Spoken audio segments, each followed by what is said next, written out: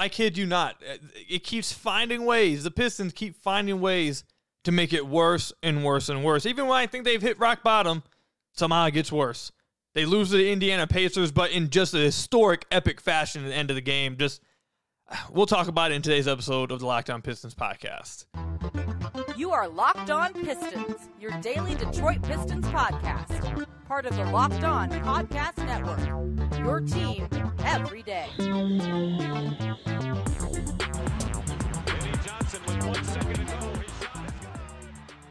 What's the deal? Welcome back to another episode of the Locked On Pistons podcast. Per usual, I'm your host, Kuka Hill. You can find me over on Twitter at Kuka Hill. I want to thank you guys for making Locked On Pistons your first listen of every single day. We are free and available on all your podcast platforms. If you haven't already, head to the YouTube channel at Locked On Pistons, hit that subscribe button, or leave us a 5-star review on whatever podcast platform you're listening to this on. That's another great way to support the podcast. Today's episode is brought to you by Gametime. Download the Gametime app, create an account, and use code LOCKEDONNBA for $20 off your first purchase. So I'm recording this on Sunday. We're going to be posting it on Sunday as well. A special weekend edition for you guys. I did not record an episode after the Pacers game on Friday night because I was going to talk about it, obviously, on this one. And the Pistons lost this game to the Pacers 136-113. Real quickly, though, later on in the podcast, we'll talk about potential trades. Are they even available? And will there be a change to the starting lineup? My goodness, I apparently can't speak anymore. But yeah, let's talk about this Pacers game, man. Over the last few weeks, during this 13-game losing streak, I feel like every day I come on here and I say, it can't get much worse. Can't get much worse. They've hit rock bottom. Can't get any worse than this. And I kid you not, I feel like every single time I say that, somehow it gets worse. Somehow something worse happens for this team. And I think Friday, actually, that may be incorrect. I was going to say it might be the most embarrassing moment of the season, but I think the Raptors being down by 40 points was the most embarrassing. You could even say being done up by your former backcourt of 6 years ago with their best players out was pretty embarrassing. You have options. Trust me, you have options. But what happened in this fourth quarter against the Indiana Pacers is some of the most unacceptable, embarrassing things I have ever witnessed watching basketball. It happened so quick, and it was such a switch of like I still 2 days later I still can't believe what happened. With 10 minutes to go, the Pistons had a 3-point lead against the Indiana Pacers. With 9 minutes to go, it was a tie game at 104. With 8 minutes to go, the Pistons had a 106-104 lead. With 7 minutes to go, the Pacers had a 5-point lead. With 6 minutes to go, the Pacers had a 3-point lead. With 5.5 minutes to go, the Pacers had a 5-point lead. You following me here? With 5.5 left, it was a 5-point game, everyone. And during this entire stretch of this fourth quarter, Tyrese Haliburton, the best player for the Indiana Pacers, was not in the game. He did not come into this game in the fourth quarter until the 3-minute mark. That's when he checked into the game. So during this whole time of this being a close game, 5-point game, the Pacers started to, take the lead back, but they were taking the lead back with Tyrese Haliburton on the bench. Now, again, it was a 5-point game with 5.5 left. You simply skip forward to the 2-minute mark. It's a 13-point game. With a minute and a half left, it's a 16-point game. With a minute left, it's a 19-point game. With 35 seconds left, all of a sudden, it's a 21-point game. The Pistons had a lead at one point in this game. The Pistons had a lead at one point in this fourth quarter. It was a 2-point game with 8 minutes left. And somehow they lost by 21. They got outscored 32-7 in the final 8 minutes of this game. And again, I'll say it one more time. 90% of this happened with their best player on the bench. Tyrese Haliburton was not in this game. I didn't think they were even going to bring him back. I didn't think they would even need to bring him back into the game. They did it kind of just to step on the Pistons' throat for some reason. The Pistons had a lead in this fourth quarter, and they ended up losing by 20 plus. I don't know how it happens. It happened so fast, and the game just flipped so quickly. It was almost like the Pacers all of a sudden decided. It was like they weren't even playing with the Pistons before, and then in the fourth quarter, they were like, you know what, screw it, let's go ahead and take this lead. And then just did it with a quick switch, just a snap of the fingers, and the game just completely turned. I honestly have not witnessed something like that in a minute. It looked like the Pistons were going to have a chance to win this game. It looked like it was going to be coming down to the wire, and the Pistons would have a chance to break their losing streak. But instead, they ended up losing by 23. And it's the same story over and over and over and over again for your Detroit Pistons. In totality, throughout this entire game, the Pistons had 14 turnovers, which isn't that bad. But then you get to the fourth quarter and see that they had 6 turnovers just in the fourth quarter. 6 turnovers. Just in the fourth. It was like they just said, screw it. Here you go. Take the game. We don't want it. We don't want it. Cade in the fourth quarter was 1 of 6. Jane Ivey in the fourth quarter was 1 of 4. No one else took more than 2 shots. So when your 2 guards, the 2 guys that are going to take all of your shots, then go 2 of 10, and they combine for 5 of the turnovers in that quarter, don't know what to tell you. Don't know what to tell you. The Pistons don't know how to close games. Honestly, I kind of feel, I don't really want to say they don't know how to close games, because I don't think they even know how to play games right now. Closing games is worse. They can be in a game at points and then just completely fumble it away at the end of games, but let's not act like that they've looked great throughout the rest of the game either. The Pistons against the worst defense in the entire NBA. The Pacers have the worst defense in the whole NBA. That is not impressive to score 113. It's not impressive. I don't care. Jane Ivey scoring 25 points, not 16 shooting. Kay Cunningham scoring 31 points. The Pistons shooting 47% from the field. The Pistons shooting 39% from 3 in this game. That means nothing to me, because every team in the NBA does this against the Indiana Pacers. They are the worst defense in the NBA. I'm not exaggerating. They are last in the NBA in defensive rating. They are the worst defense by a mile that we've seen in a minute. So being able to score the basketball somewhat against them means nothing. Every team can do it. You are not accomplishing anything by doing this. What's more shocking, what means more, what actually showed more in this game for the Pistons, what you should take away more offensively for this team, is the fact against the worst defense in the NBA, they were only able to score 7 points in the final 8 minutes of the fourth quarter. Against the worst defense in the NBA, I don't care that Jane Ivey scored 25. I don't care that Cade scored 31. I don't care what they did throughout this game against the worst defense in the league offensively. What is worse, what should speak volumes to the Pistons fan base, to the Pistons community, what should speak volumes to the Pistons front office, to the ownership, is the fact that against the worst defense in the NBA, you got outscored 32-7 in the final 8 minutes. There is no way on planet Earth that you should score 7 points in 8 minutes against the worst defense in the NBA. Because all that says is that when Indiana decided to turn it up and try, the worst defense in the league was able to clamp you. Like, it's bad. Every single day, I feel like I come on here again, I say it can't get worse, but this was worse. And I don't know which part to say was the worst part about it. Only scoring 7 points against the worst defense in the NBA in the final 8 minutes of a game that you had a lead of? Or somehow a game going from a 5-point game with 6 minutes left to a 23-point blowout and Tyrese Haliburton dancing on you at the end of the game when it looked like you had a chance to win just 6 minutes prior. It's bad. It's bad. Look, I said this on Twitter. And I'm going to say it again on here. There is no positives to take away from this game. There's no positives that people should be trying to pull away during a 13-game losing streak. If we reach, let's say the Pistons were to reach 25 straight games lost. Are there still going to be fans that say, well, the young core is good, we're excited about the young core? At 25 straight? Like, what's the mark for the losing streak until everyone's like, there's a problem here? When does the losing streak have to get to for everyone to say, you know what, maybe we should apply pressure to this team and stop bailing people out by saying, well, the young core is fun? At what point? That's what I want to know. What point how low does this team need to get until it's like, you know what? Yeah, we all know the young core is fun. We all know that Cade has a bright future. We all know that Jane Ivey has a bright future. We all know Duren has a bright future. We all know Asar has a bright future. Like, that's plain and simple. Like, everyone knows that. But at what point should that stop being brought up during this losing streak. I'd say it should have been brought up once they reached 10. Once it reached 10 losing games in a row losing, especially with how they were losing it, you probably could have done it earlier. But 13 straight games, especially with how the last 3 losses have happened, I'm not taking no positives. I don't want to hear no positives. There's nothing positive about being the worst team in the NBA in the 4th year of your rebuild. There's nothing positive about the way the Pistons are losing these games.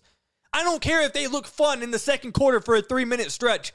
I don't care. I don't care about what they may look like 4 or 5 years down the line from now, because we all know that in 4 or 5 years, these players have bright futures. But right now, in the 4th year of your rebuild, you are being embarrassed on almost every game you play. You are the worst team in the NBA again. Again right now. It's unacceptable, and there's no positives. Stop taking positives. Stop bailing this front office out. Stop bailing this franchise out. This is a proud franchise. They've won 3 championships. Stop bailing this franchise out by not harping and staying on point with just how bad it's gotten and how bad they are. Stop bailing that out. Stop bringing up trying to find positives. There is no positives. This is bad. They don't deserve to be bailed out. They deserve to have pressure put on them and force a change and force a turnaround to happen. There you go. You guys got another rant from me. We'll move on. Are there any trades available for the Detroit Pistons to make to try to turn this thing around? I spent all weekend looking for some. I'm going to provide you guys with the ones I found and give you guys my thoughts on it when we come back. But first, I've got to give you guys, or tell you guys, I should say, about one of our sponsors, Gametime. You know, let me tell you this, man. I absolutely love Gametime. It's an amazing app just for someone like me, because I am a procrastinator.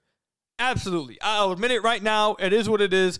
I wait to the last minute with every single thing. And when it comes to buying tickets for theater events, for sports games, when it comes to theaters, when it comes to comedy events, like anything, I'm the type of person that will wait to the last second. And in most places, almost everywhere, that bites you in the behind. You end up screwing yourself over. But with Gametime, it's what probably is my favorite thing about Gametime, is that all the way up to the last minute, heck, even after games start, even after events start, there are still killer last-minute deals for you with Gametime. There's still tickets available for you with Gametime. It's why I love Gametime so much. And not only is that one of the reasons, if you go to Gametime, you get a view of what your seat will look like before you buy them, so you know what it's going to look like when you get there. And along with this, I have like 1,000 emails in my email. Like, I hate going through it. And with other places, you order tickets, you got to go through the email, you got to find them, you got to keep it on there. With Gametime, you have it on your phone, just 2 taps, it's right there for you, scan it, you're all good. So Gametime, I think, is the best option out there, man. I absolutely love it. If you're looking for trying to get tickets to whatever event you want to go to, Gametime is the place to go. So download the Gametime app, create an account, and use code LOCKEDONNBA for $20 off your first purchase. Terms apply. Again, create an account and redeem code LOCKEDONNBA. That's LOCKEDONNBA for $20 off. Download Gametime today. Last minute tickets, lowest price, guaranteed with Gametime. So I want to thank you guys again for making Locked On Pistons your first listen of every single day. We are free and available on all your podcast platforms. If you haven't already, head to the YouTube channel at Locked On Pistons. Hit that subscribe button or leave us a 5-star review on whatever podcast platform you're listening to this on. That's another great way to support the podcast. So I've said many times in this podcast throughout this year, throughout the start of the season, I should say, that a change needs to happen, especially at 13 games. And my God, man, this is how embarrassing it's gotten. Like, if you are a Pistons fan, if you are a member of the Pistons community, I don't understand how I don't understand how everyone in the community, I don't understand how every single person isn't just secondhand embarrassed. Especially with how the talk is around this upcoming game against the Wizards. The talk around this game against the Wizards is some of the most embarrassing stuff I've witnessed. These are the 2 worst teams in the NBA, and everyone is treating this like the Super Bowl. Not just the Pistons community. I'm seeing NBA community people. It's a talk across the NBA community that this is like the Pistons Super Bowl, because if they can't win this game, they might lose 20 in a row. Like, the fact that that is something being hyped up against the 2 worst teams in the NBA, the fact that this is happening should just be flat out embarrassing for everyone involved. For every single person involved, it should be absolutely embarrassing. Absolutely embarrassing. So I've been saying about change. Actually, you know what? Before we move on past that, let me just say this too. Like, if let's say the Pistons beat the Wizards tomorrow, okay? Let's say they beat them by like 2 points. Let's say they win. Am I supposed to come on the podcast and be excited that they beat the other team that's competing for the worst team in the league? Like, am I supposed to be happy that's who they were finally able to beat? Like, what? Like, that's how far they've gotten now, to where, like, I'm seriously asking, are the Pistons community, is the Pistons community supposed to be happy? Are they supposed to, like, celebrate after this win against the Wizards if they pull it off? It's not even for sure they do it, but if they do beat the Wizards, are people supposed to be happy about this? Like, is that supposed to be a big moment? Like, if it is, like, again, just another moment of embarrassment. Like, I don't know. I don't even know how to feel going into this game. I don't even know how to feel going into this game. Let me know what you guys think. How do you guys feel going into this game against the Wizards? But anyways, let's get back to what the topic's supposed to be. I've said change needs to come because of how bad this team is in year 4, 13 straight games losing, how they've lost games, how they're helping, not helping Cade. So I've said for a long time, change needs to happen. How is that going to happen, though? Trades. That's all the Pistons can do now. They can only do trades. They didn't want to do anything this past offseason. They have a ton in expiring contracts. They can make moves. Theoretically, they can make moves. So I spent the whole weekend, and I'm not joking when I say this, I've spent the whole weekend on Fanspo just going through each team and just trying to put together trades. Trying to put together trades for the Pistons to try to make that maybe will help them offensively or will maybe help them defensively. Or if they want to just buy in completely to being bad this year, that can help them in that department. Like, I've looked for so many different avenues with trades, and I've ran into a problem. Guys, I don't know what's available out there. I don't know what the Pistons can do trade-wise.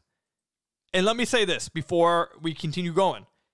That doesn't mean there isn't a trade out there. Before the season started last year, no one thought Bojan Bogdanović was going to be available for the Pistons. No one thought that Bojan Bogdanović would be available for Saben Lee and Kelly Olynyk. Like, no one thought that.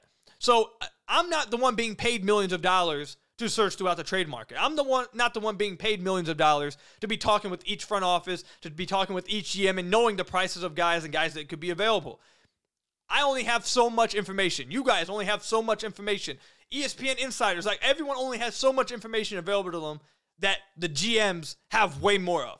So just because I am having trouble, we're going to bring it up, I'm going to tell you what the trouble is, doesn't mean the front office should not be able to find something. I want to make that clear. However, this is the possible problem that I'm running into. I don't think there's going to be any. One, I don't think the Pistons have many assets that you actually want to move off of. For the people that say they want to make moves, they want to make trades. Well, the same people who say they want to make some trades don't want to trade, obviously, Cade. They don't want to trade Duren. They don't want to trade Thompson. They don't want to trade Ivy. And half of them don't even want to trade Isaiah Stewart. So, and then I saw a good half of people, a good portion of the fan base as well over this past weekend when I asked about it, don't want to trade Marcus Sasser too. So it's like, okay, if you don't want to trade any good players for good players or good prospects for good players, what are you thinking you're going to trade? Like, in order to get good players, you have to be able to trade something. So then the comeback is, well, you can just trade Bojan. You can trade Alec Burks. You can trade Monte Morris. You can trade, these vets. Okay, well, this is the problem I've ran to with this. Like, does on its face, yeah, you can do that.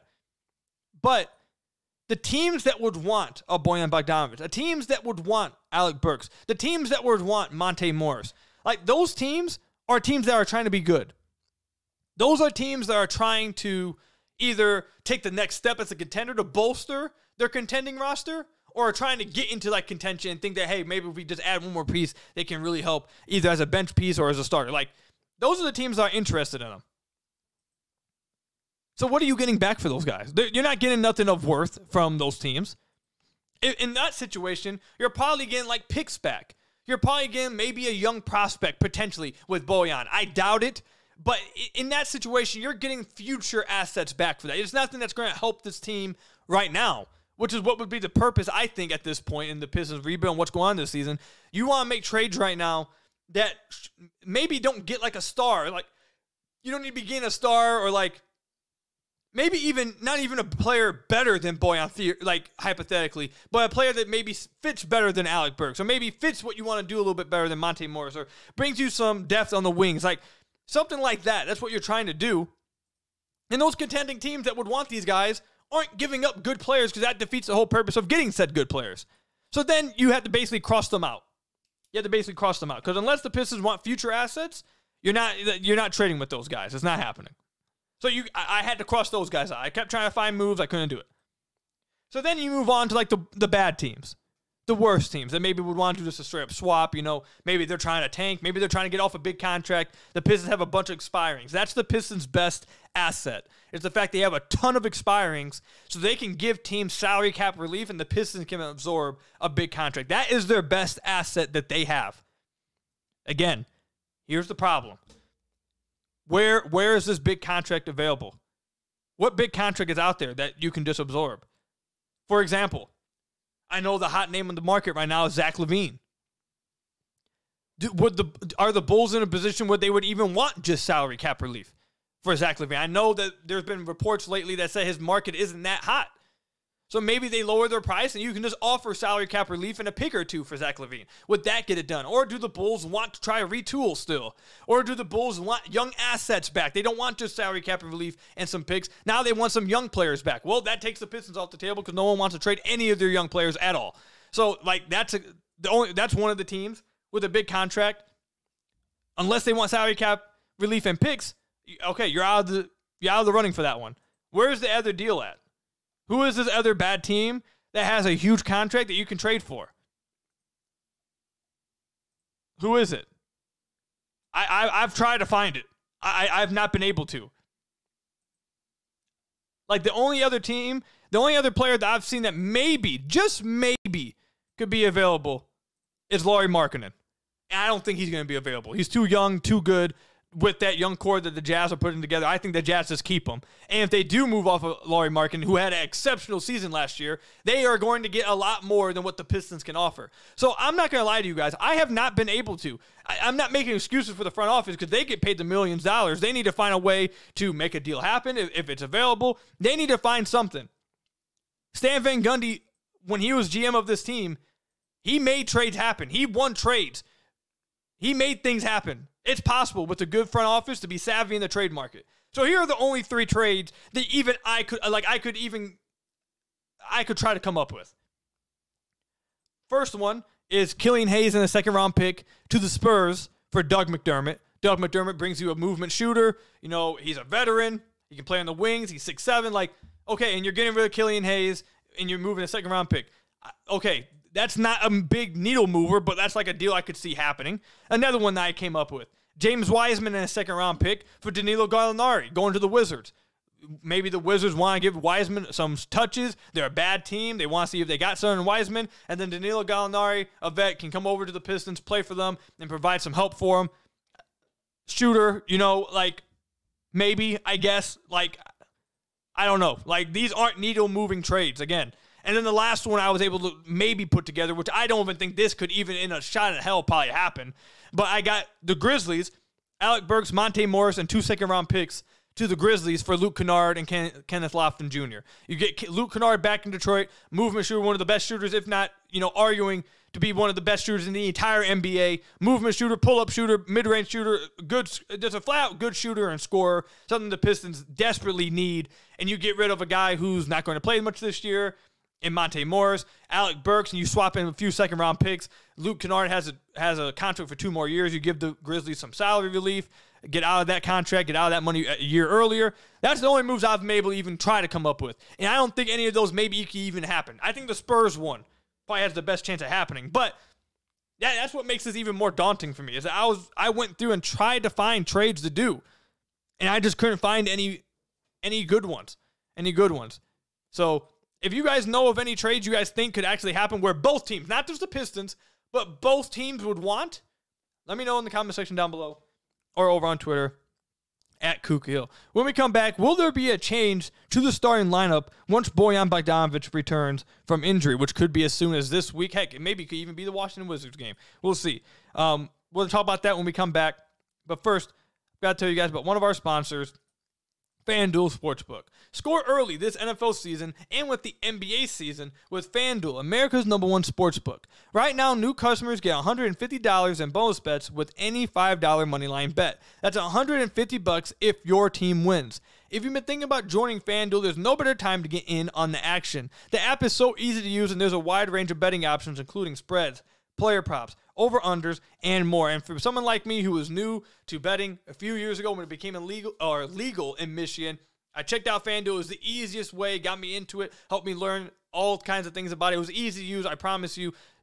Absolutely the truth. FanDuel is extremely, extremely easy to use, very self-explanatory. If you head over to FanDuel right now for the Monday night football game, or the Sunday night football game, I should say, between the Baltimore Ravens and the Los Angeles Chargers, they got the Ravens as minus 164 favorites. I like that. I think the Ravens are going to win. I'll take the money line with that. I'm going to go ahead and take the under in this game at 48.5. I think the Ravens defense will hold the Chargers down, and the Ravens will do just enough to win this game. So that's the kind of thing you can do over at FanDuel. Visit FanDuel.com/lockedon and kick off the NFL season. Get started with the NBA season. That's with FanDuel, the official partner of the NFL. So I want to thank you guys again for making Locked On Pistons your first listen of every single day. We are free and available on all your podcast platforms. If you haven't already, head to the YouTube channel at Locked On Pistons, hit that subscribe button, or leave us a 5-star review on whatever podcast platform you're listening to this on. That's another great way to support the podcast.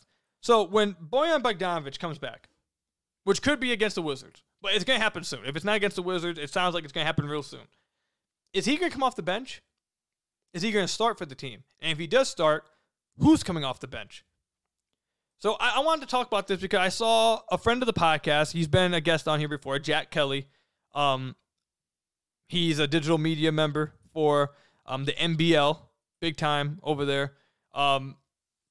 He tweeted out something that made me, want to come on here and talk about it. And he said that he believes that the starting lineup that he thinks should be changed to immediately, soon, is Cade, Jane Ivey, Asar Thompson, Isaiah Livers, and Jalen Duren.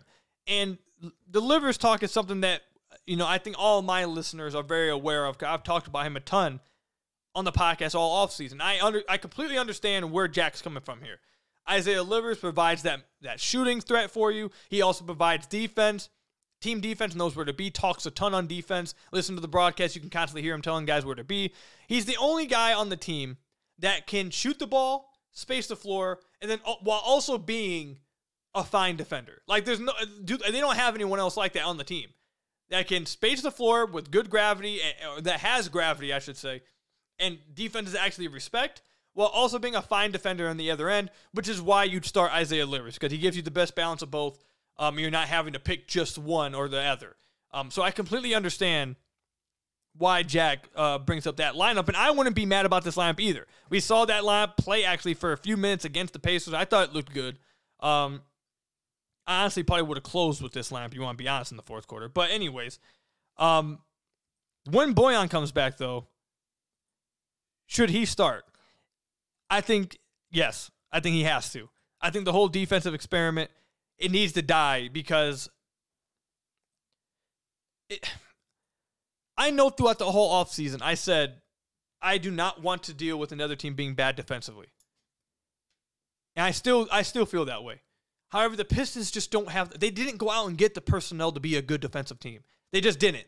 So if you keep if you keep making defense first when you don't have good defenders and you say screw the offense, all you're going to end up is the worst team in the NBA. Now, if they actually went out and got good defenders, then I'd be completely fine with having a worse offense because then you actually would have a good defense. But they didn't get nobody that was actually good defensively besides Asar, who's a rookie.